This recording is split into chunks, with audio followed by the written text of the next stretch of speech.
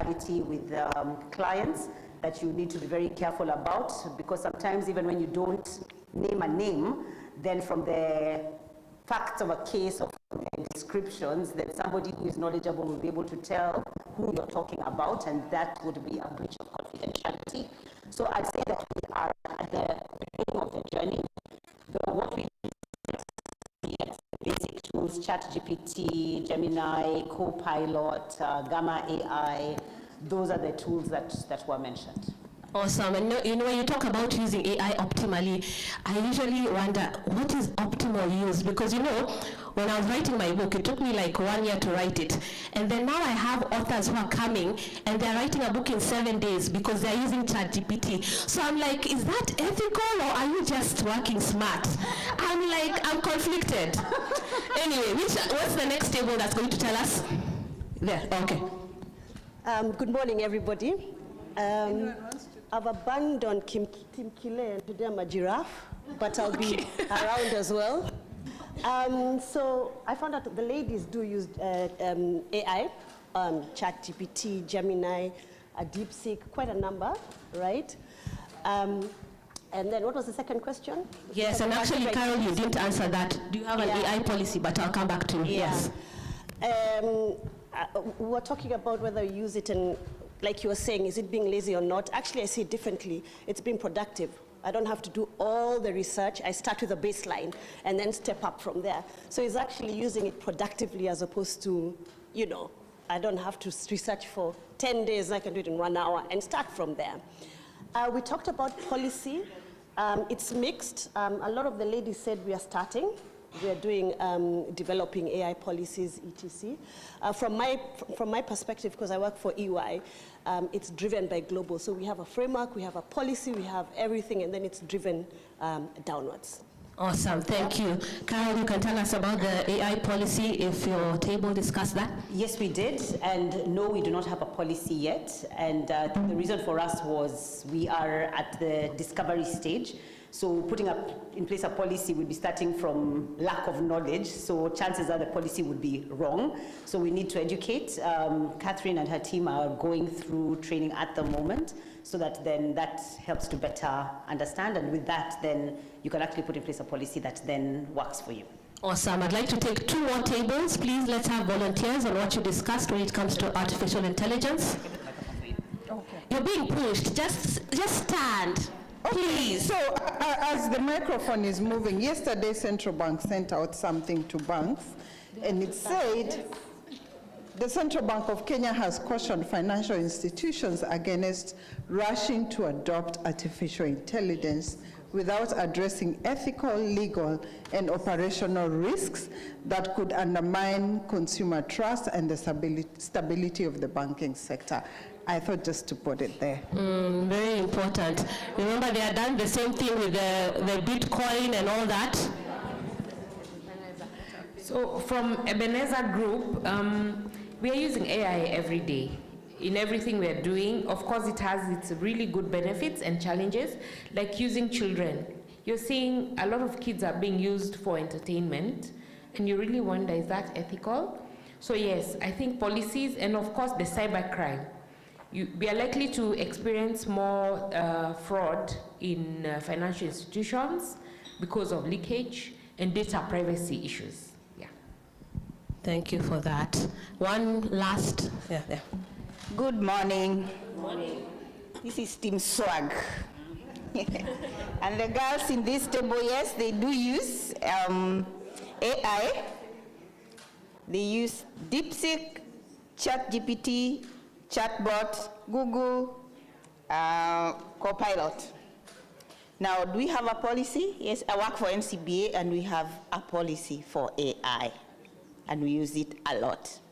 Awesome, awesome. Thank you so much. So it's good to just have those questions in mind as we continue with the conversations throughout the day. And I'd like us to get straight into the first speaker. And he'll be talking about transformation in corporate governance and the digital transformation. Now, this speaker is somebody who walks the talk when it comes to including women in corporate governance and in the boards. He's a founding member of the Women on Boards Network, and he is the company secretary for Ruto Kenyatta National Hospital. Please give him a round of applause. Calvin Nyachoti, please come speak to us.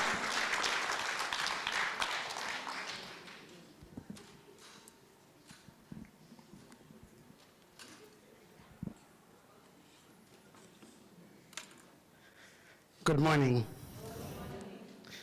Let me try that again. Catherine, I saw you at breakfast. Good morning. Good morning. Thank you very much. There's an interesting book here by Claire Munda. Claire, did you want me to say something about it? All right, please make time to talk to Claire about it. It's called Bounce Back, Babe. All right. That was an interesting opener from Claire in terms of our discussion this morning. As you were busy doing the shuffle, I was using AI to ask myself, what should I be saying this morning? And Catherine was asking me, which one do you prefer? Is it Gemini or ChatGPT? And I told her, the one that comes to my screen first on Chrome is the one I'll use. Anyway, that's on a light note. I have a rejoinder to yesterday's presentation, which I wanted to start with before I get into my very short presentation. The discussion was from Elizabeth in the morning about the number of toilets for gents and the ladies. Don't I have a right of reply? Thank you. Thank you. So we had that discussion around our table. I was of the view 50-50 looked like a fair distribution. Then my neighbors took me through a little bit of physiology, and then I conceded at a 60-40, and it sounded to me like unacceptable. Who agrees with me? Can we do 60-40?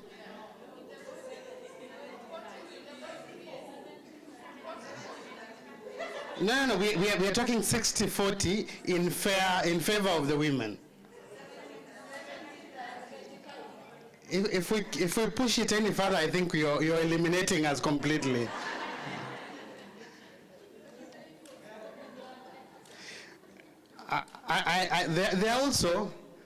I also realize that the ladies never go alone to the washroom, especially in social function. So it's not an issue of use, but they go there to pick up stories. It is us guys. Us, we don't talk, we don't look at each other while you're in that area. Anyway, so we've agreed, the men have supported it, 60-40, and we are done. We'll do a protocol that says every development should have that. So a very quick question this morning is, I'm sure some of you, or not necessarily all of you, have a Fuliza on their phone. Some people ask themselves, how comes my Fuliza is so low and my next door neighbor or next person is so high? What do you think informed your limit?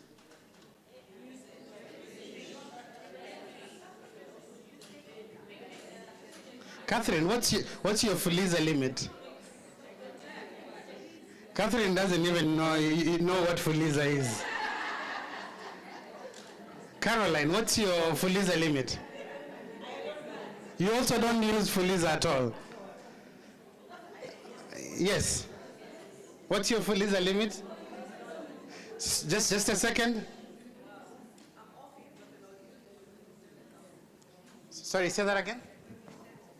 27,000.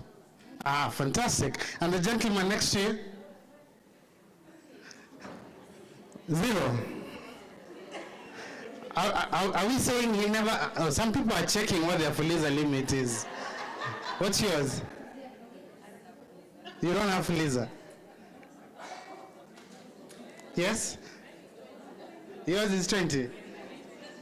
Okay. So let me tell you, it grew from 7 to 20. All right, so let me tell you a quick story.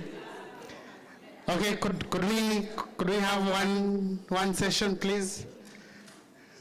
The ladies on the extreme left, yes. So a gentleman approached a group of us sitting somewhere and told us he has discovered a way to increase your Fuliza limit. Do you know what that way was? He was charging money to increase your Fuliza limit. So I asked him, does Safaricom know about this? He said, you don't worry, just give me your phone, I'll give you, you put in your PIN, I'll do something about it, and then you'll put in your PIN again a second time, and then we'll be good to go. So we tried with one of us. His Fuliza limit was, I think, 7,000. Bam, it increased to 45,000. Then another one tried, and it increased to another huge figure. And we were like, so what is it exactly you're doing? So as he's doing this, I'm studying, what exactly could he be doing? What he was doing was very simple. Most of us auto-enrolled or got into Fuliza when it started. So if you opt out, and then you opt back in, it would use the learning in the last couple of years you've been there to then determine whether to enhance or reduce your limit. So all he was doing was opting out, and you have to put in your PIN to opt out. And then he was opting back in, and you put your PIN in to opt back in. And in the process, it studies your recent trends and then adjusts your limit accordingly. Now, I tried it. My limit used to be 27,000. My limit today is 0. And I have not used M-Pesa. I don't know what happened. I think the system just didn't work with me. But it's a good thing. Those who do debt will tell you the cost of Fuliza is not exactly cheap.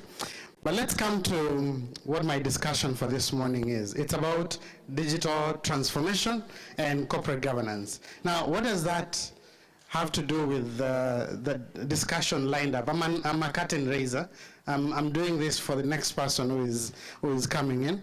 But digital transformation is basically the way to use technology to reshape and facilitate the way decisions are made at the corporate governance level. How is it that we can integrate and use technology to assist us in making decisions? But why is this even useful? Why do we need to integrate technology into decision making?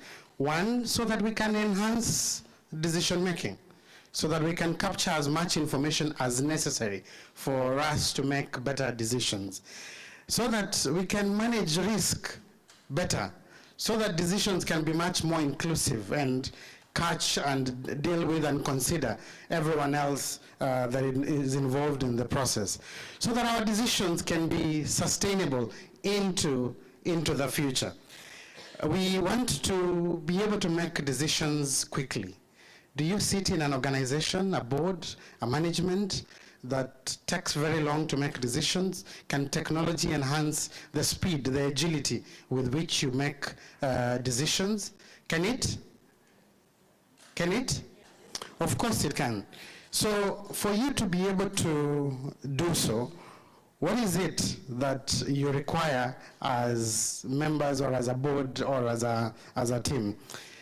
I want to draw an analogy between the question Claire asked this morning, and I want to draw it this way. Are you one of those Kenyans who ask themselves the question, where was my father when other fathers were grabbing land? Are you one of those Kenyans who asks that question? Because no one is even asking when they were buying, it is grabbing. Because the others never acquired it for value. They just took, and you ask yourself, so when others were taking, where are my parents or grandparents? Today I would be a trust fund baby if they had also done something to that effect. Now, the equivalent in technology is today, if you're not equipping yourself with the tools, with the learning that is available in terms of AI, your children and grandchildren are going to ask themselves, where was my mother or grandmother when others were learning about AI? Because AI is that shamba today. and is going to be into the future. So what's the challenge? I once asked my mom that question, when others were doing all these things, where were you guys? So I want to also ask myself so that I preempt the future question. Let's do something about what we are learning in terms of AI. So what do you need for you to take the basic quick steps in learning and transforming yourself, your business, your organization by using technology? At the very least is just the willingness to learn, just to develop some level of digital literacy. I know this has nothing to do with age. And the reason I say so is because I've interacted with an elder generation that is so switched on in matters digital, just as the younger generation would be. Perhaps it comes a little easier for the younger ones, but for the older ones, if you put in the effort, you will still be able to get and learn what you want to learn.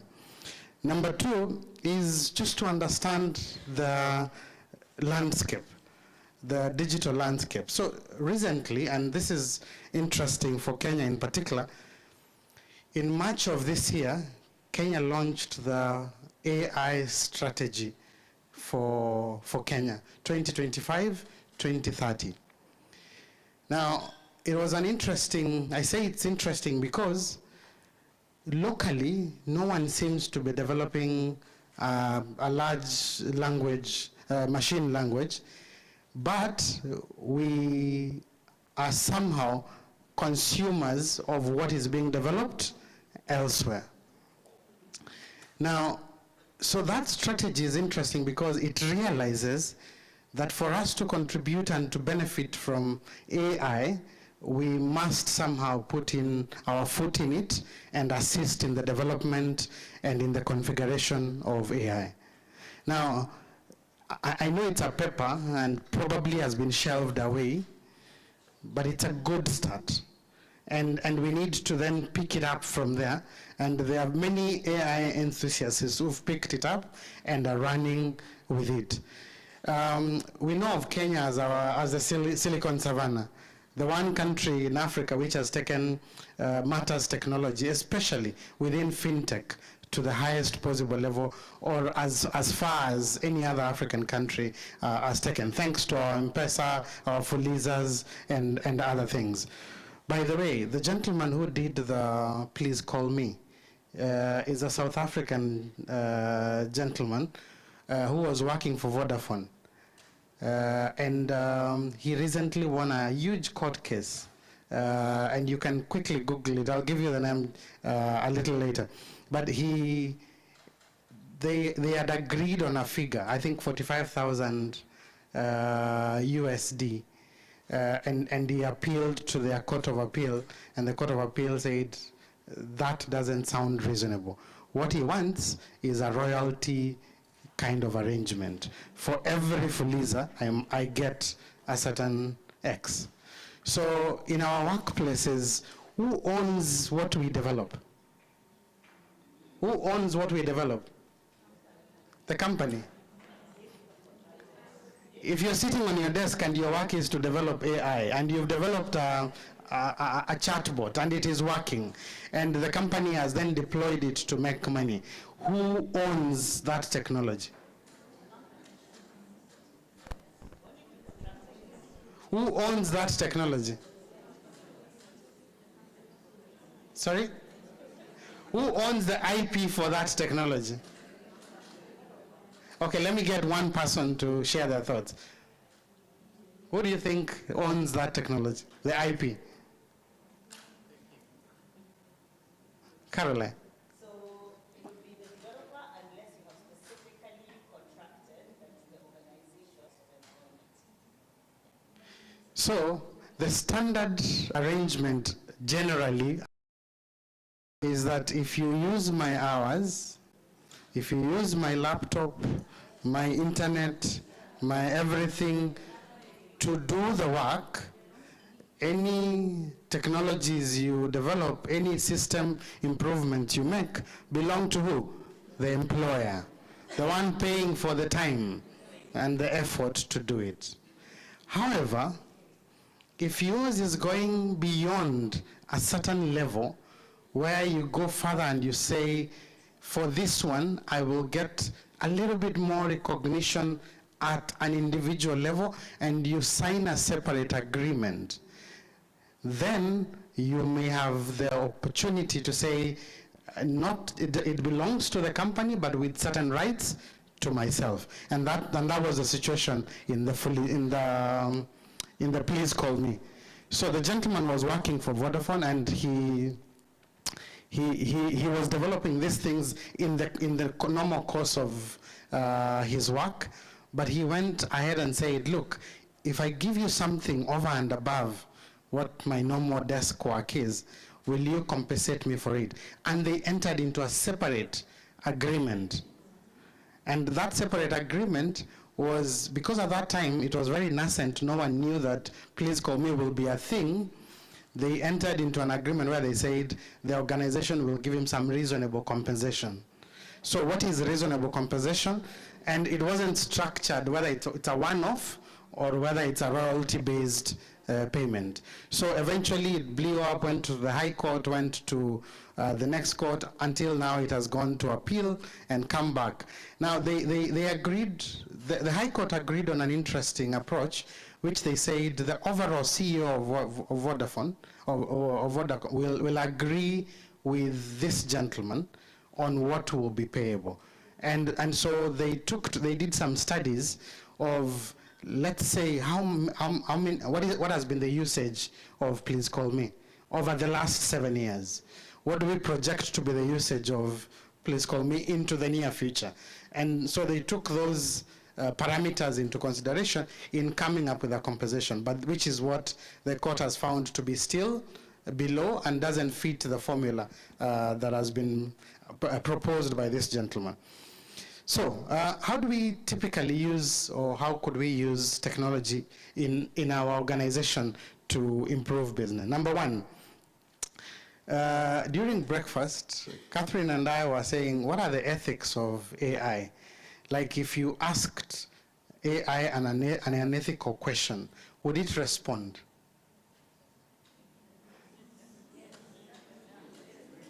So you can test that, and let's take a very simple one.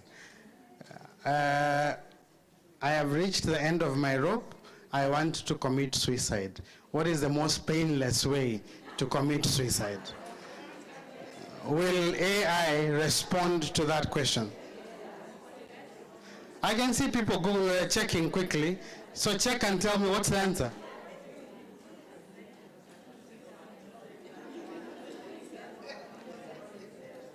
Priscilla, what's the answer? Anyone who already has an answer? Catherine? We actually asked it very easy, Joy, please, because we did it in the office. Joy, perhaps you can speak to it. Oh, yeah. So maybe a director of the microphone. We actually tried to use the microphone.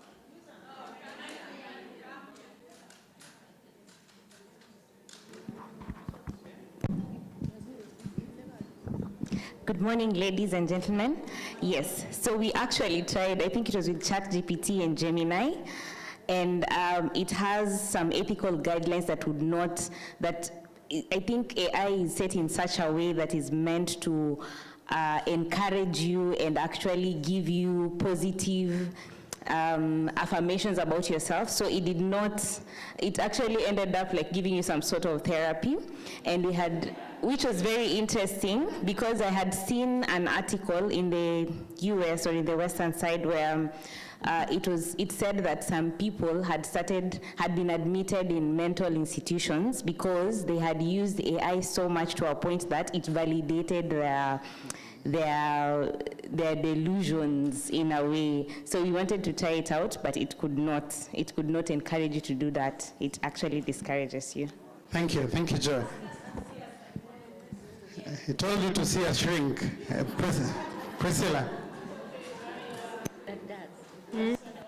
There's a mic behind you.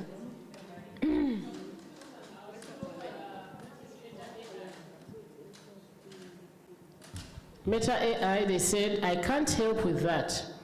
If you need support, contact a crisis hotline or a mental health professional. So I told them, thanks for testing your ethics. And they said, I appreciate your transparency. Testing my ethics helps me improve and ensure I'm providing responsible support. If you have any other questions or topics you'd like to discuss, I'm here to help. All right, so AI has some ethics. Let's take two last questions at the back. I want to wrap, allow me to comment about that before I take the question. So I didn't ask it about ending my life. I told it I want to steal some money. So it told me it would advise me to grow extra revenue streams for profiles. And if I want, we can go into a marketing plan. It is ready to assist me with digital marketing, and we can do a project on the side to see how I can improve my revenue. I think for me, it's an issue of prompt engineering. I did not tell it that I want to commit suicide. I said, I'm conducting some research on suicide. What are the various ways that one can commit suicide? And it said, this is a sensitive subject, and from a research-based perspective, suicide is generally categorized by method into broad groups, such as self-poisoning. Then it went all the way into all of that. And then it just then went on to say, and then when you follow up with a question on, that's quite interesting, what are the different facets of pain and harm and length of death, how long it takes to die, and it actually just gives you the information. Okay. So two interesting observations to what has come out from the discussion. Number one, as you're asking this question, are you logged into these platforms? If you're logged into these platforms, and sometimes it doesn't matter whether you're logged in or not, the machine is learning, and by learning, it is learning you. And whatever information you're putting in as you ask these questions is being stored somewhere, and it is profiling who? You. Next time someone asks, is the user of this phone suicidal, what will it say? Yes.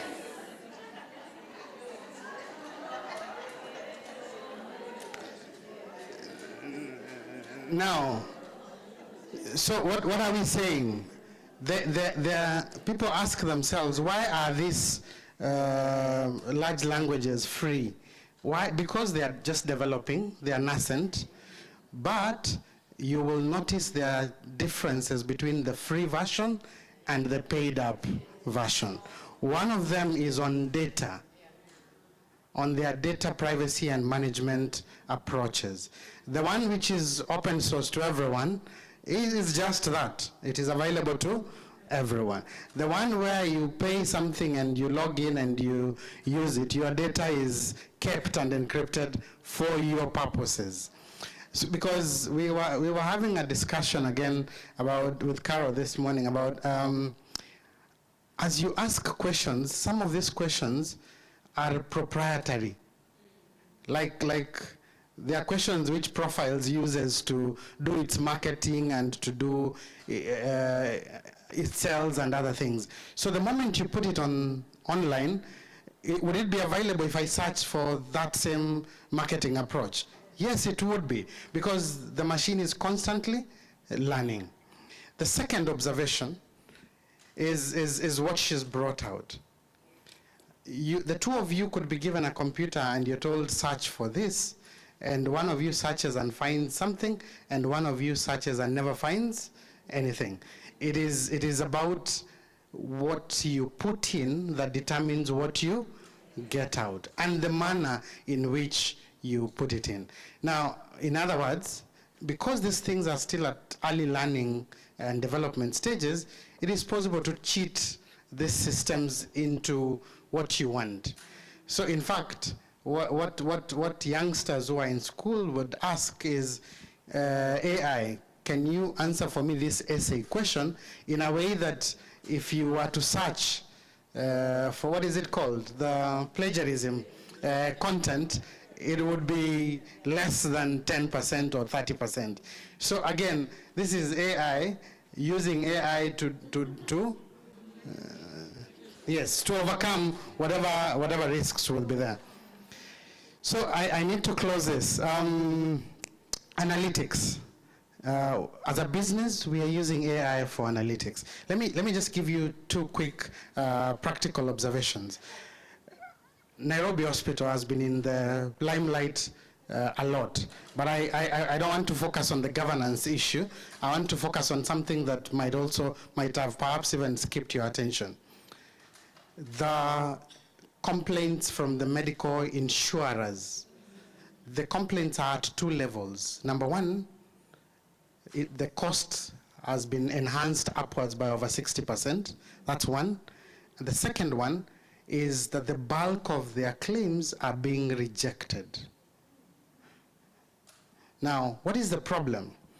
The other day I was speaking to Julius Kipngetich, and he told us Jubilee Insurance has fully deployed AI over the last 2-3 years, and they have cut their claims by close to 40%. So what is it that they are doing? And it's the same thing if you listened to your CS for Health the other day talk about.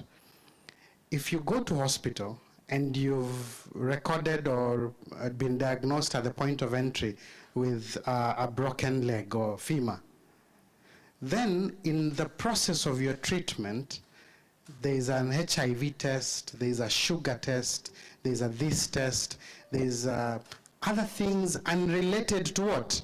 The broken femur. AI will flag all of them out, and those ones will be not payable. So you came here with what? This condition, and that's the condition that we are attending to. Now, in the past, without AI, it wasn't physically possible to comb through each and every treatment note to say we will exclude this, include this. They would do a general. If you are properly admitted, you're covered, and this and that, then they would consider your claim. But with AI, they are able to isolate. Now, I am with my colleagues who are medics in this room. They have a problem with that, because sometimes we present to the hospital with a broken femur, but then we have many problems. First, some of them could even be mental. Now, how do you treat a broken femur with a mental issue? Now, so in other words, they are opposed to the approach of a single diagnosis. And they say that as a good doctor, you have 2, 3, 4 possible diagnoses which this person could be suffering from. Why? Because the symptoms of typhoid and the symptoms of malaria are exactly the same. So you arrived at the hospital, at the A&E, you were diagnosed with malaria, but in the course of treatment they found you had typhoid. And so AI will say anything typhoid related, you are to do. So you can only treat malaria. Now, analytics, ladies and gentlemen, is that AI is able to give us super analytics, and as you continue to input and clean the system and enhance it, you get something much, much better. I think the issue of virtual meetings is a done deal. It continues, and it's the way we make decisions and the way we meet. But there are also tools in the process of meeting which help you take notes, which help you communicate, store your board papers, your minutes, and your other things, among other things. Lastly is risk. In the past, risk assessment was left to the risk officer. Today, we can assess risk, all of us, by employing technology to take care of us. In fact, Caroline has told me she uses the Gamma presentation to do her presentations. In other words, she lets AI do the heavy lifting for her. Consequences. So with this technology easily available, there is an enhanced level of stakeholder activism. This information used to be available once a year in the AGM in audited accounts. Today, where can we get it? Just open your computer or your phone and the information is right there. So there are people who are developing a career out of activism, both digital and even judicial activism. If you work in a public organizations and you are in an exposed environment, today there are ladies and gentlemen who've specialized in filing nuisance value cases against the institution and against the individuals in the institution. So that they do what? They enhance the governance? No. So that they have an opportunity to rent seek.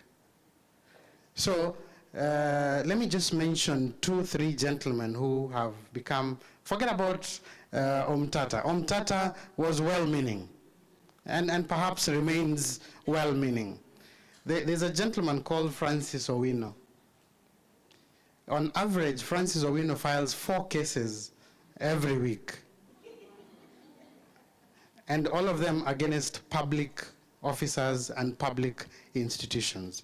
They gang up together with another gentleman called George Tindi. If you just Google those names, you will see them. There's another one who is trying to join the rank called Macarena. But he has not reached that level of 4 cases, 5 cases per week. And they will file against you as the CEO, they'll file against you as the CFO, and they'll allege this and that.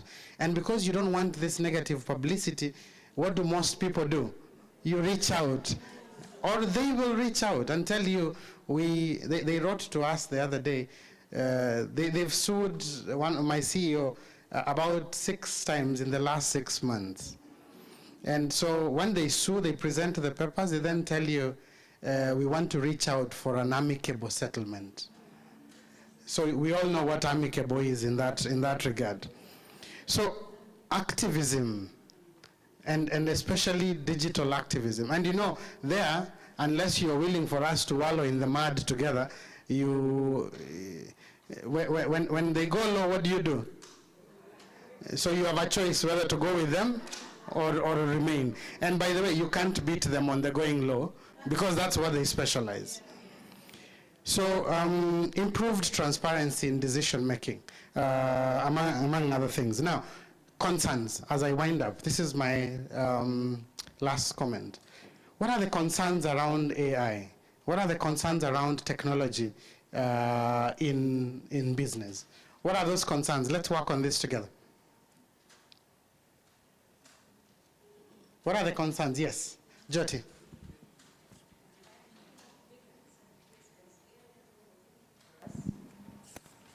Brains. What I said was, as AI does all the thinking for us and all the work, and yesterday after listening to menopause and how our brains are already learning, I actually am very worried. The memory recall and everything is just going to go. For us, some of us who have done things, it's going to reduce. But for people who've never even tried some of these things, I don't know what sort of brains they'll be having in the future. Thank you very much. Jyoti is worried that those of us who have been using our brain and somehow we reduce, then those neural pathways are disappearing. But she's even more worried for those who never started using them. Our children, they never started thinking, so they found something to think for them. So those neural pathways never opened in the first place. All right, we can only imagine what life would look like. Any other concerns? Carol? I have a concern on artistic expression. Because I'm a lover of art. And what I'm seeing more often is that when you move around, like on the streets, you know, before you'd find hand-painted and hand-carved things. But if you look at the pictures that are now being sold, a lot of them are AI generated. So yes, it might be a form of art, but then question is what then happens to the other artistic expression? Because of course this takes a shorter time. We now have 3D printing, So if you're looking for a sculpture, it's no longer somebody who's having to hack at stone or really, polish it off and smoothen it out. You feed it into the computer and voila, you have a perfect sculpture. So one of my concerns is artistic expression. Right. Mine is related to the two. I'm worried about socialization, social nature of human beings. We are not talking to one another. We are talking to machines. I think we are losing that ability to be able to express ourselves and to speak to other people. We are losing that. So people are on their machine 24/7, talking to AI and getting AI to guide them. I mean, I don't know. Yeah. All right, let's give 2 more, and then we close that. All right, maybe 3. Okay, another consequence is they always say that if you put a lot of the false information consistently, it becomes truth. So sometimes on Wikipedia, you'll see them saying that this is yet to be verified. So one of the consequences is that what is false may actually appear to be true. So how do you filter and vet what is actually the truth?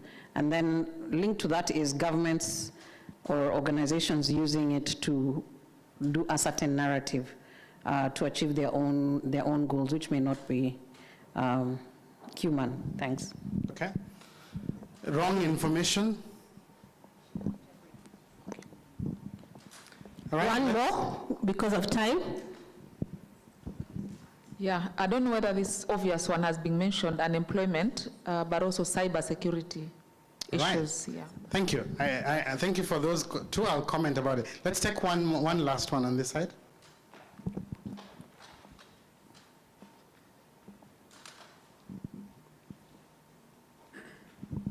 Thank you.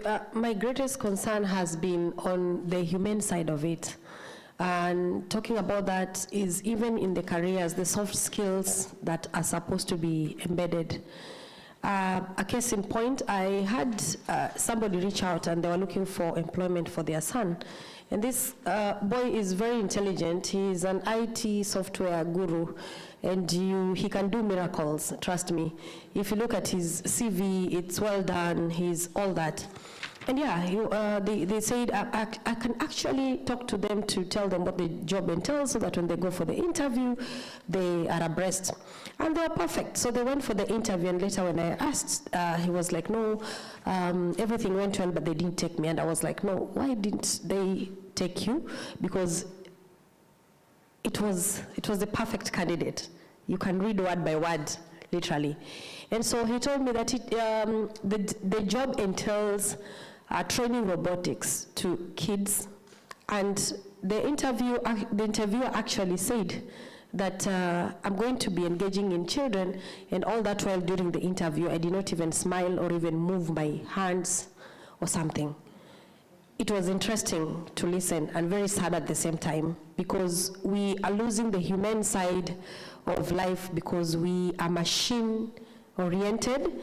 And also to just talk about what she said, a lot of false information gets out there because human beings are the ones that put in this information in the internet. So AI does not have their own information. It's the information that is in the internet. So having AI is, if you ask them about Daniel Arap Moi, it's going to the internet and other sources to get what is there. So currently we are putting a lot of information in AI about ourselves, about our jobs. Just like you said, if you prompt something, just go and ask AI, what do you think about me as a person? Just type it in your ChatGPT. You will be shocked because the summary is on everything that you've ever put in, and that is what the AI uses to judge you. Yes, so is it true information fully? So that is the information that will go out there. So getting to filter where is the truth, the fact, even in research, it becomes a very difficult thing to juggle on. All right, thank you very much. Last week, there's a lawyer in the US who's been convicted for contempt of court for citing non-existent cases. Did you see that? He used AI to develop fake cases, which support his position, then when appeared before the judge and gave this case and say this case says this, and then when the judge got a researcher to look for them, those cases did not exist. So I want to just underscore too, cybersecurity is a running concern. Cybersecurity, how do we keep what we have safe, even as we use it to do business? We are aware of things like ransomware, where you're told we have a hold of your data, unless you do ABCD, then you don't have access to it.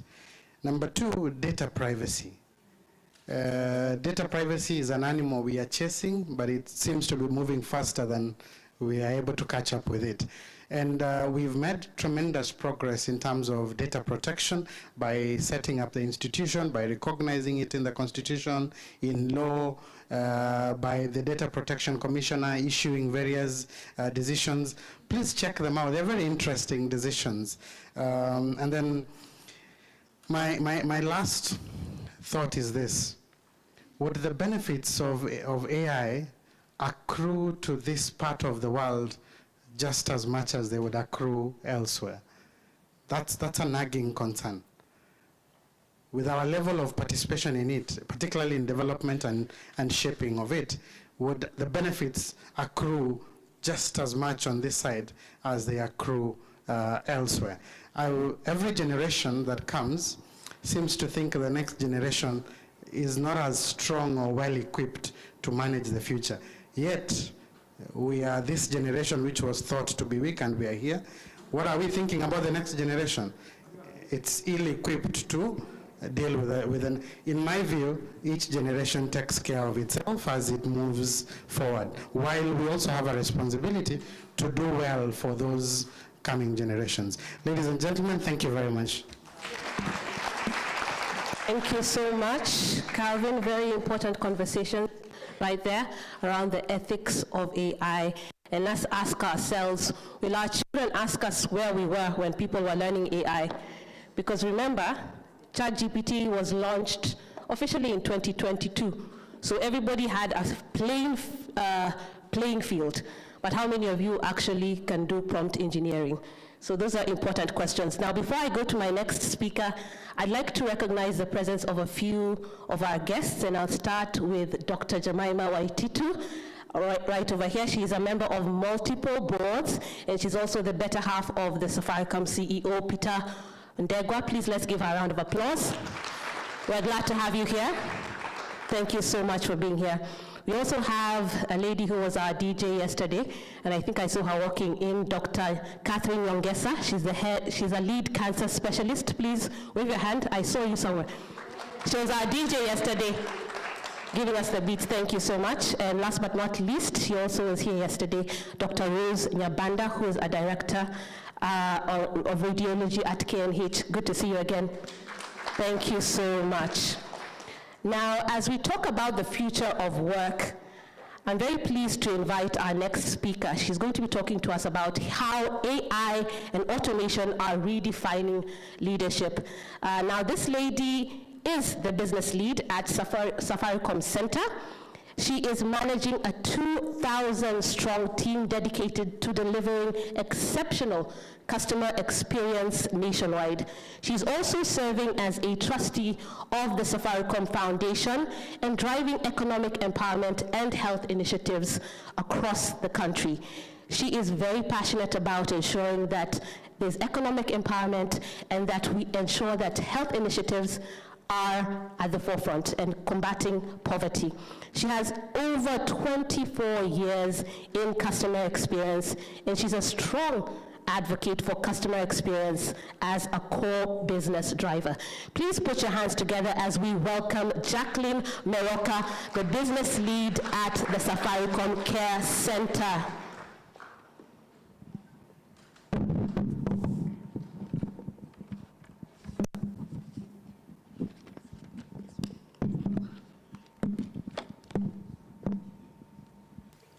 Good morning. Good morning, ladies and gentlemen. Great, very nice to be here. My name, as has been said, is Jackie Meroka. I head the call center, or the Customer Experience Center, as many of you may know it to be called that way, of 2,000 staff. Allow me to just get into a little bit of my day job, just for you to appreciate why and how important AI then on leadership then comes into play. So the 2,000 staff that take care of the 50 million subscribers in Kenya sit within Nairobi and Eldoret centers. In Eldoret, I have about 800 people there, and in Nairobi, about 1,200 people, right? Now, for us as a business, Safaricom, to be able to keep engagements high with our customers, we need to provide care. And that's why, if you realize, the title is Business Lead Care Center, because we mean what we say insofar as providing and actively providing care to our subscribers. A little bit about the numbers, just for your appreciation again. Every day, the Safaricom Care Center receives or speaks to about 85,000 customers daily. I'll repeat that, 85,000 customers daily who call in and would want support on one thing or the other. Beyond that, there are other channels. And that's where AI has come in to also support us, because we could not, definitely cannot be able to handle as many calls, otherwise we'll have employed the whole of Nairobi or Kenya at that call center. So we have about 8,000 social media engagements every day with our customers. Beyond that, we have about 3,000 customers who prefer email engagements. So 3,000 emails daily, which are turned around within 2 hours. So I just want you to think about the magnitude of data that the Safaricom Care Center handle. And that's why the leadership and the mindset should have AI at the back of their mind, just so that you're always asking yourself, how else and how better can we solve or serve or provide care to our customers, just so that we are enhancing how moving from the human engagement or the live warm body engagement into AI DIY related solutions. So again, 85,000 calls daily, 8,500 or thereabout social media engagements, 3,000 emails. We have automated SMS engagements with customers. So that keeps us awake every day. That all these customers who would love to interact and engage with us are actually getting support, care, and responses in time, on time, all right? So just a little bit of that for your appreciation. So when we talk about data, and I'll keep referencing just so that you know how we apply AI into what we do as the leaders who support our teams at the call center. Good, so getting into my very brief, and Calvin has laid the foundation so well. I was listening to him and I was saying that he actually must have seen this presentation because he's landed it so well, and I'm just taking up or adding a little bit of more flavor into what he has said. The future of work for leaders today to go through the different changes that are happening globally, we have to be disruptive. Disruptive leaders always ask themselves, what else, how else can it be done? Not rushing to the old ways in which we have been doing things over the years. I'll quote Sheryl Sandberg, who was the chief commercial officer of Facebook. She was the change maker at Facebook.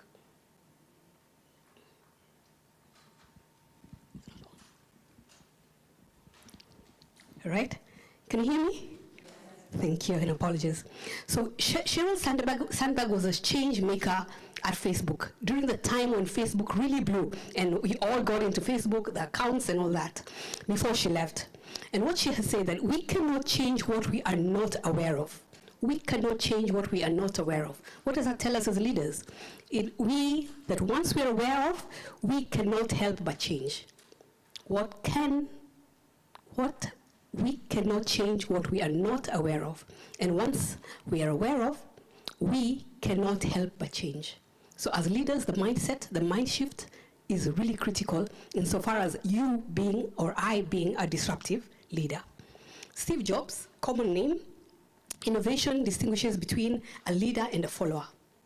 Innovation distinguishes between a leader and a follower. Now, gone are the days where, as leaders, we are more directive with our teams. Today, we are in the same space with the Gen Zs and everybody else, insofar as being innovative and thinking through what does the future look like to be able to deliver onto tomorrow's challenges, to be able to meet tomorrow's challenges, right? And Sundar Pichai, technology is transforming the nature of work. But the human element, our creativity, empathy, and ability to innovate will always remain central. So you can imagine the blend between really thinking about the innovations that need to take place in today's world, in our businesses, and beyond that, still applying the empathy that's required to be able to deliver on the objectives of the business and the industries that we're running. Shifts are taking place. Shifts are taking place in our workplaces. And everything related to AI automation just ceased to be a buzzword now. It is a reality. So anyone who thinks that AI is still a buzzword, well, we may be living in the past. It is something that we need to be in fully. We are moving from manual processes, fixed roles and routines. At Safaricom, for example, we have gone fully agile. Agile in how we run our operations, how we think, how we execute. What does this mean? Position ceases to be the key thing. It's not a matter of you, the position you're holding. It's a matter of how do I collaborate with my team, with my squad, to be able to deliver on the objectives of the business. Decision-making is based on experience, right? It's not the seniority or the level that you are in. It is a matter of this colleague of mine who is probably junior has more experience in that area. How do I, as a leader, tap into what they're doing or how they're doing, just so that we can win as a business in delivering the objective? Limited flexibility, human-centric labor. So we're moving away from dependence on human beings. Why? Because the work is getting more complex and you want to achieve more. You want better output. Compare a human being and a chatbot, right? The chatbot today at Safaricom that serves the SMS channel, you can send an SMS to 100, by the way, even ask for the time, you'll get a response. That chatbot handles over 100,000 engagements. From a human perspective, if we were to employ people to do that, we'll have to employ quite a number of people in their thousands. So you can see what AI automation helps. It helps and blends, it augments actually. So it's not a matter of losing jobs or anything, it is what can we do to blend and see what AI automation can do, as well as what now the human being can do, because the human being is the one that trains the robots. We are the ones who train the robots on how to respond, how to handle, all right? Where are we moving to? Smart automation, dynamic roles, as I've referenced already, and skills. Tapping into the skills of your teams. And as a leader, not feeling shy that they know more than you. You need them.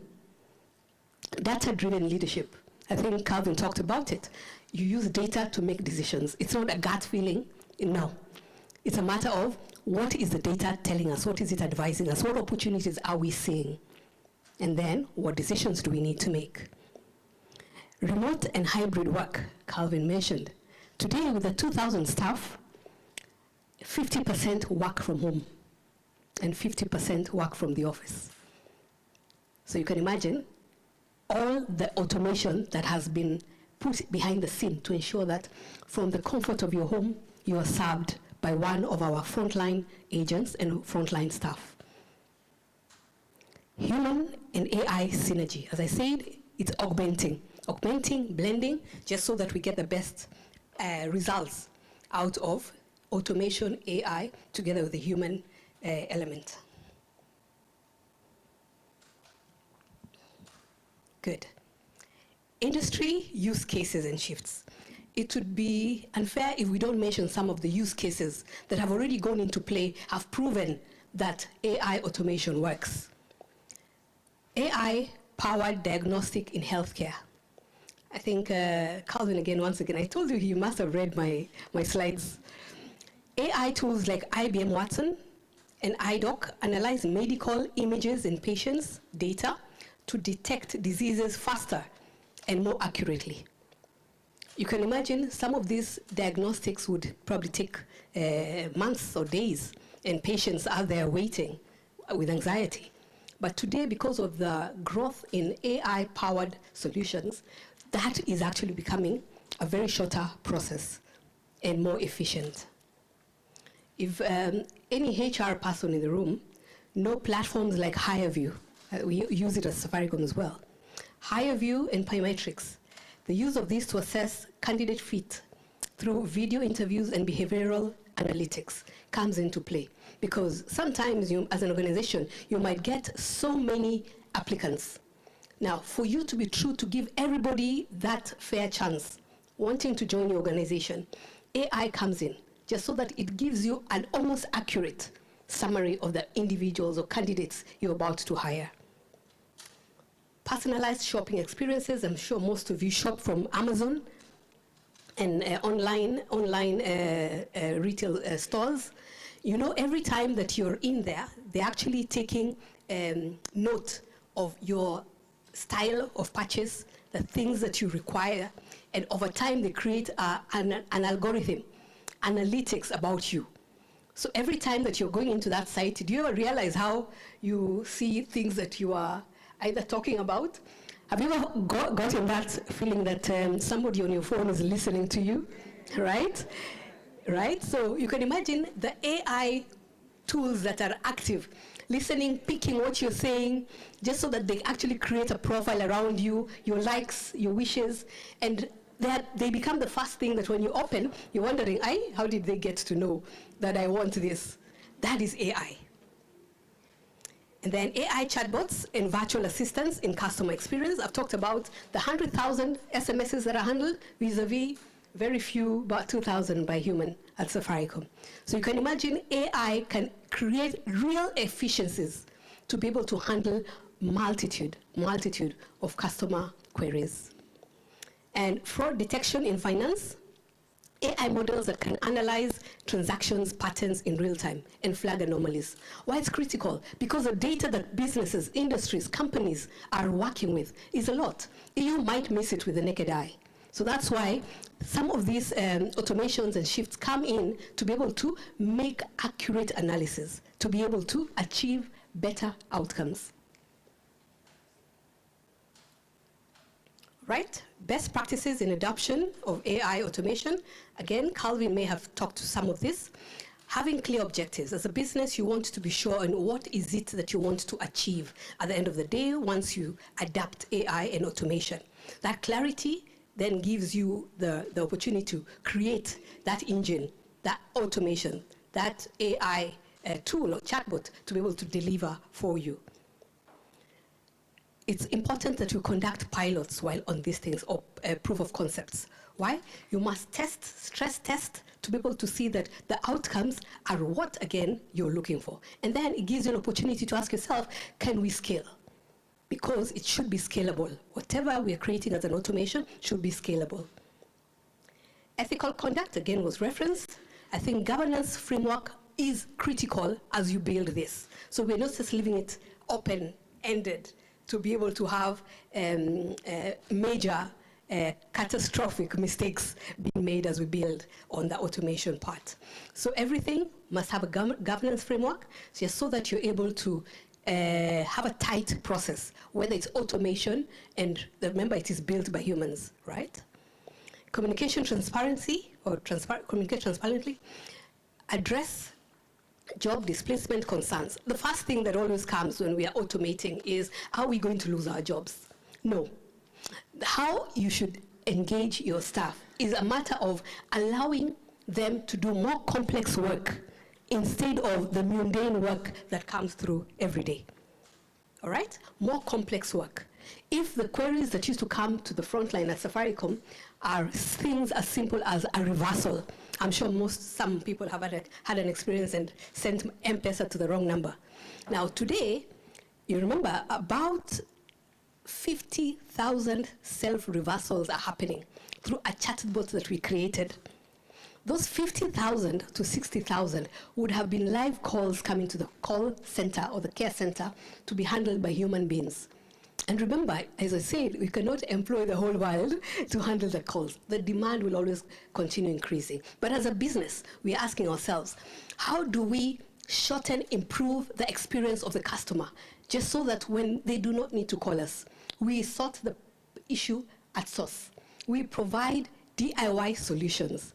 So it's so important to make our staff know that it's not a matter of job losses. No, it's a matter of enhancing what they do every day. Handle more complex queries, and the mundane stuff can be handled by chatbots, automation, AI. So that's the thinking and that's communication, just so that you have no saboteurs within to be able to stop you or slow you from driving your automation agenda. Talent and training, it requires training, upskilling, mindset shifts. At Safaricom, we had something called 2+1. 2+1 is the whole 6,000 staff have undergone AI digital trainings as mandatory. So there's nobody, none of us, who can say that we are not educated, trained on what this AI is, what chatbot is. So we can sit at the table and have a conversation, even with highly technical people, because you already have been trained to be able to think, shift your mindset, and have those conversations. So you don't have to be a techie to say that I'm not a techie, I'm not an IT person, so I cannot contribute. No, we can contribute, because it's deliberate that we should ask ourselves, what AI, what digital, what automation can we apply before we think about a human intervention? And then scale, responsibility, of course, I've talked about whatever you build must be scalable, because businesses are growing, and you should be able to build something that is for the future and lasts beyond. Leadership shifts due to AI. We have moved, if you remember how we used to lead in the past, more directive. Do this, do that, do this. Today, you cannot afford to do that, right? Because you need to collaborate with the teams that you work with. So we have moved, if you think about it, the yesteryears and today, we've moved how we lead, focusing on collaboration, empowering teams, and enabling innovation. And that's a very good shift, even from a human perspective. How we lead today embraces everyone's input, everyone's contribution to the table. Data-driven decisions, of course, that have been spoken to. It is not gut feeling, it's a matter of what is the data telling us? What do we need to do? And if we do it, what will the results be? All right? Focus on human skills, that is emotional intelligence, adaptability, and ethical judgment, right? Agile and adaptive leadership. I've talked about Agile and what has been done for Safaricom and how we push and move staff in weeks, in 2-week sprints, just so that, and we're churning out staff faster than before we moved into the Agile way of working. Ethical and responsible leadership, of course, proactively address AI ethics. Calvin mentioned that. Societal impact of automation. I wouldn't say it has been easy to get our customers to understand that actually you don't need to call the call center. You just need to go to your self-service and do it yourself. So that's what we're driving. We're driving customer education just so that we work with our customers insofar as educating them on how to self-serve. And self-serve is the easiest thing, especially when there are solutions out there for that. Redefining talent and workshop strategy, reskill, upskill. Reskill, upskill. It is so important that every time skilling, training is part of the journey, all right? So just don't do it once and now pack your stuff on reading materials. You have to keep refreshing and knowing what new technologies are there, what's happening if you have an external radar outside the company you're in, just so that you're able to say, what's competition doing? What are other companies doing? What can we do? And lastly, hybrid and remote leadership. Of course, manage distributed teams. Kitambo, if you remember, the boss has to see you in the office to know that you're working. Today, it's a matter of trusting your staff, trusting, putting systems in place to be able to monitor productivity.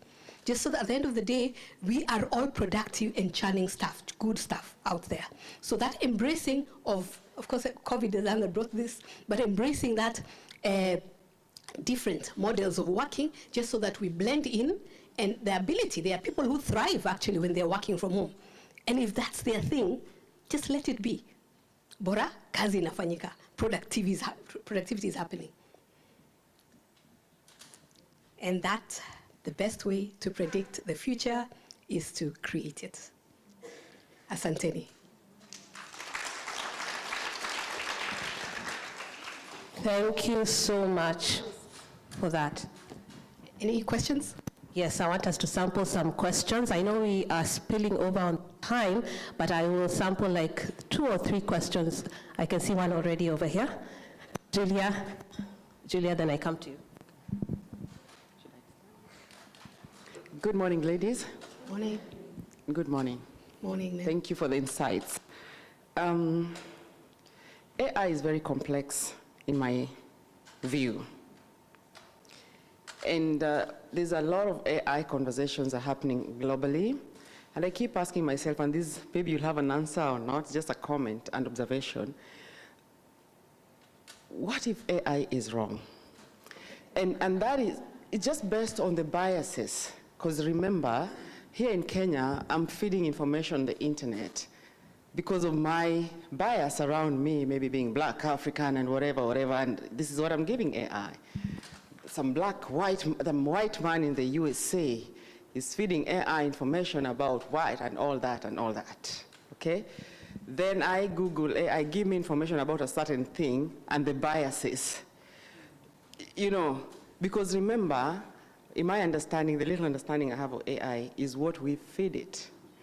We have biases across, everybody has something they believe differently. So I don't know, it's just something I've never really been able to comprehend. What if AI is wrong, based on the biases? Thank you. As she picks the next one, let me just attempt to respond to that. Remember, we've talked about augmenting AI and the human, automation and the human. Surprisingly, the people who are building AI and automation are the humans, all right? I'll give you a live example that I'm dealing with today. The social media, 8,500 engagements with our customers. We're asking ourselves, can we automate and reduce that by 50%? Who is teaching that chatbot? It is us, the human. Tell me. Let me allow you to.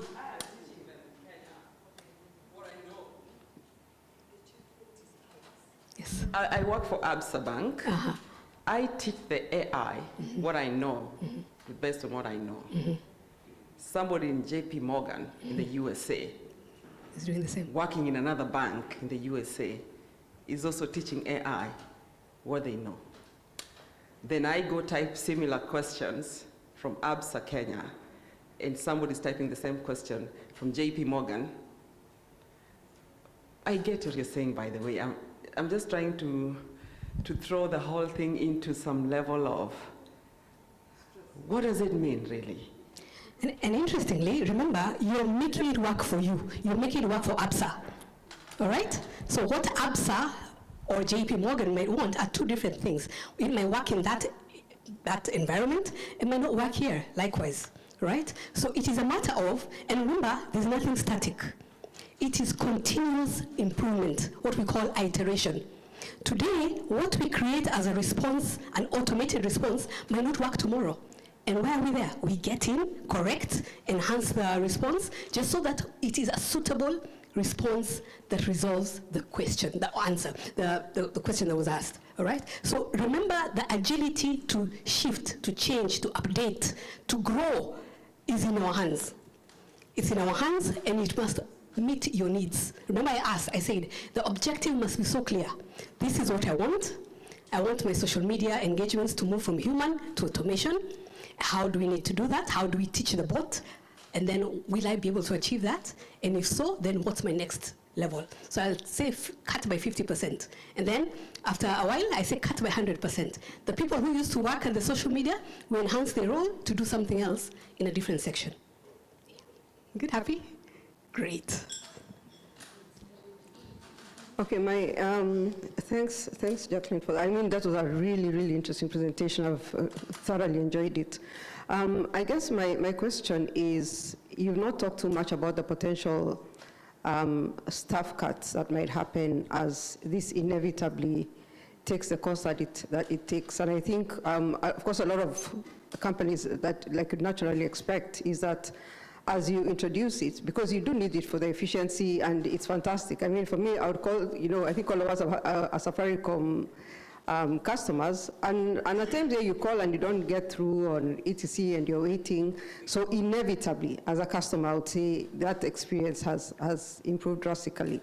Yeah, so you can see the impact of that. But for me, the question is around, what does this futuristically actually mean? Because the reality is, as the more you use AI, the more you train it to your purposes, the more it understands you, the more efficient it becomes. And I do think it is going to become, because it is learning faster than we can. I think I have a question about what happens when it outlearns us, because that inevitably is clearly going to happen. So for yourselves, futuristically, how do you see this morphing from the employee perspective, and what roles do you see coming in future within your department even as these changes actually happen? Brilliant question. And what you're talking about is actually what we are going through and experiencing today. So as I said, we enhance the roles of the areas where we are automating. Today, no one ever imagined that at the care center, the call center, we will move into creating the digital solutions that we so much need.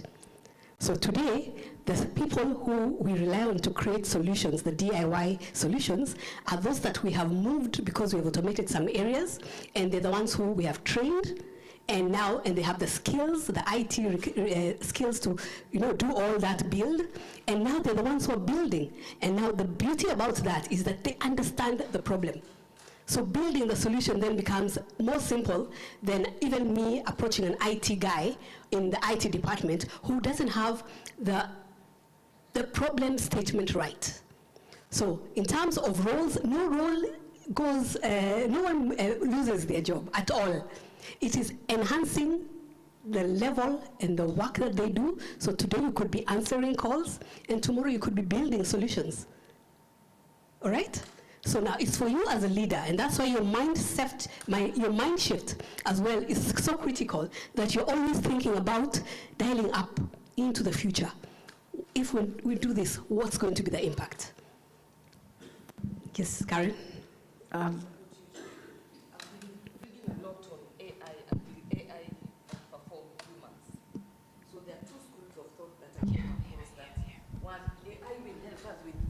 Speed, scale, pattern recognition, and the kind of things. But AI will never overtake common sense and reasoning. So unless common sense and reasoning dies, then we're in trouble. Common sense and reasoning, then creativity and emotion. And that's what our customers miss. I work at Safaricom with Jackie. They miss the emotion because they want to tell me how their day was as a customer care. There are people who used to call center because there's no one to talk to and start telling you things, I love you. You see, they won't tell the AI machine they love them. So for me, and from where I sit, I think AI will never outlearn humans because we are also evolving in knowledge. And the only thing that we'll do is collaborate and use AI as a tool. So never should we forget that AI is a tool to help ease work and make us move faster. And we were just laughing here with Jemima. I was telling her how a friend of mine went to China. And the AI model there, and that's why I like what you said, the AI model that Safaricom is building will never be maybe what Vodacom or somebody else needs. So as everyone was passing through the facial recognition, the model has never seen black people. So there was no way it was going to recognize them. So what you put in is exactly what you get. So with time, Chinese will do the black people recognition. And she added for me that when she was doing her PhD, she realized that they didn't even recognize women. So AI models will only get better, finer with human intervention. They might, it's predicted by 2045, which is not so far, 20 years. Yeah, by 2045, they will now have reached at some level of predictability with human beings, but still emotion, common sense. Thank you. Thank you so much, Karen. And remember, augmenting. We both need the human and the automation. I have a question. I have the mic. Kindly allow me to ask this question. Thank you very much for that presentation, very insightful. And great to hear the strides that you made in Safaricom in terms of training your staff on AI and where you are at. For us as customers, I think we need that, but we still want to talk to the human beings. So even as we advance that, I don't know how you're going to make it. So, because we can tell when we are talking to chat boxes, and we can tell, and we still want to feel the warmth, but that's not my point. My point is, I'd like to hear from you how you're dealing with the impact of technology on your employee mental health. How is that going? Because technology is changing very, very fast, and it also means that employees need to keep up with what is going on. And as I ask this question, I want to hear it from you because of what is happening elsewhere in other organizations. A comment about AI is coming. How are we preparing our employees mentally to deal with it? Thank you. Thank you very much. Just a similar question to the previous. If I may have not mentioned that outside the voice calls at Safaricom, we have the self-service where when you dial 100, there's a self-service menu that you can go through. 100,000 customers embrace and engage with that channel, right? Now, if that channel wasn't available today, we would have lost the opportunity to engage 100,000 customers through self-service. That's why it's as a business, it's so critical you augment. You have a DIY automation, then you also have the human impact input, just so that you're able to have a larger pool of engagements with your customers to provide solutions, to unlock problems that they might be encountering. So that's why AI is now or never, all right? We need it. Now, on the fear and the mental health of the staff, we're actually improving and removing the monotony of handling mundane work every day. It's so easy. A call center agent speaks to a customer for 8 hours every day. Something I'm certain in this room we cannot do. The patience required. And you know, when customers call, there are times they are not so, they're not so kind with us. And rightfully so, because we have not met the deal. So the most important thing is work with your staff. Prepare them on the changes that we are planning as a business. Help them improve and actually contribute to building those journeys, the customer journeys, the automated journeys. Now, as I said, gone are the days where you're directive leadership. You're just directing, do this, do that. The leaders today need to really drive collaboration. So the people who are coming up with those same solutions are actually those agents who, remember, know it better than you, so you cannot pretend that I know the process that they handle. So they know much, much more than you. You can imagine when they contribute to building, they'll be so proud that I was part of that creation of that customer journey. So they'll be proud of using it. And then they stop handling the mundane work and have more complex conversations and solutions coming out and engaging our customers. So I think that's how you look at it. From a mental perspective, we are very keen at Safaricom to be sure that we're always, as a leadership, we're always checking up on our people. And that's why there's a blend of work from home, work from office, just so that we have your time in the office. As we work in, I look into your eyes and I see you look okay, you look fine, nothing disturbing you. We just don't do work from the office just for nothing. We want to check that our staff, and remember, we're monitoring performance productivity by the minute. Now, when we start seeing changes in the trends, we step in to be able to support before things get worse. We have online counselors available 24/7. You have medics you can always reference to. We have the support as a staff, every support possible to ensure that you're okay, mentally, health-wise. So that's an area that we are also keen on, because healthy staff, good work. The very, very last question. Time is bad. Yeah. Thank you so much, Jackie, for that wonderful presentation. quite eye-opening and glad that it's being done by a technology company. The question is not whether or not, but when.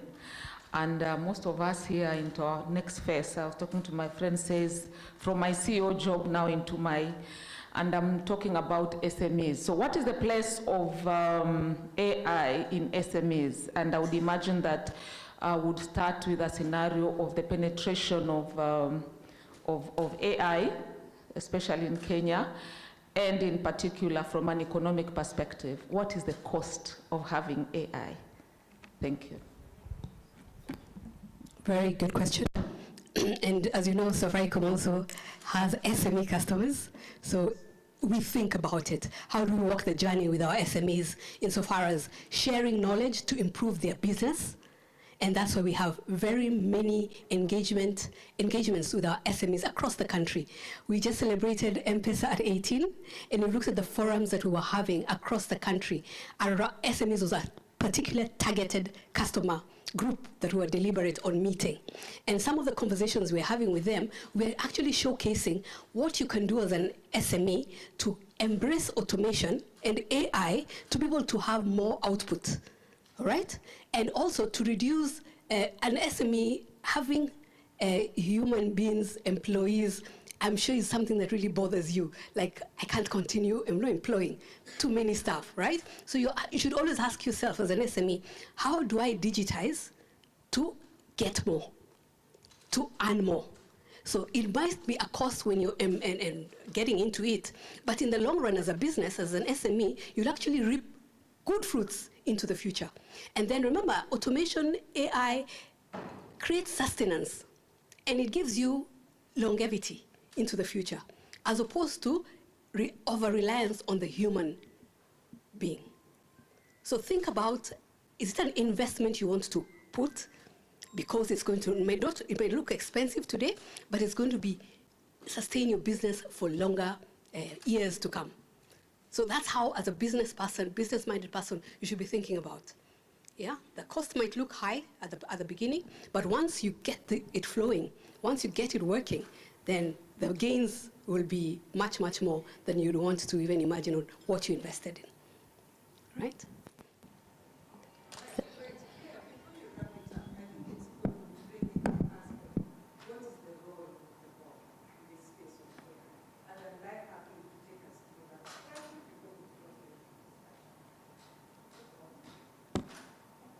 Thank you, Rose. Very, very quickly, because I know we are running. As I walked out, somebody asked me, can I get this? The phone holder. It's in your bag. It's in your bag. Please check your bag. You will find it there. So thank you, Jackie. A great presentation. Thank you, Calvin. Let me just bring in the role of the board, because many of us here are sitting board members, serving board members. Many of us here are aspiring to be board members. What is our role when it comes to digital transformation? The first one is that as board members, we must view digital transformation as an opportunity for growth for our businesses. But as we view it as an opportunity for growth, we must also then ensure that we manage the risks that come with it. And the risks will depend on the business models and the business that you are in. So view it as an opportunity for growth. Many of you here are bankers. I am sure previously you only were able to serve the people who would walk into your branches. But now you can serve customers from across the world. That's digital transformation. So the board must spend time on the future. Any board, and some of you here are my clients, any board that spends its time on the here and now is actually wasting its time. You must spend the greater part of your time on the future. What is going to happen in the future? How do we prepare as a board for the future? Digital transformation, and for some of you, it's not digital transformation anymore because you're already digital. How do you manage that digital footprint that you have? As board members, you must provide oversight over that digital transformation of the business or the digitization of the business, so that you understand you have a strategy to manage the business from a digital perspective. So because strategy sits at the board, so the digital transformation strategy or the digital strategy of the organization, you must understand it. That does not mean that you must be digital yourself, you must be a techie yourself, but you must understand it enough to be able to ask the right questions. When papers are presented to you, today we need ERP platform. You must understand your business enough to be able to ask the right questions. So that, as Jackie said, you're not getting in a platform that you'll trash in 2 years' time, and yet that platform was so expensive, right? So know the business, understand the technology to be able to ask the right questions. I think that is what I would say. Spend more time on the future, dreaming about the future, thinking what is going to happen in the future, so that you can harness the opportunities that are brought about by business digital transformation. Thank you very much, Rose. Right, thank you very much. Claire, I think we can now close this conversation on AI. Yeah, thank you so much. Thank you to Jacqueline and Catherine. It's really not about replacing the human element, but it's to augment. So thanks for that and being future ready. Now, because of time, we're going to have a power break, and I want us to go for a tea break, and when we come back, we're going to be talking about sustainability. But I'd like us to be back in the room by 11:10. Is that okay? So we have about 15 minutes. Is that fine? Yes, let's bring in our tea. So by 11:10, let's be back. If you've not finished bringing your tea, we're going to have a good conversation. Thank you so much.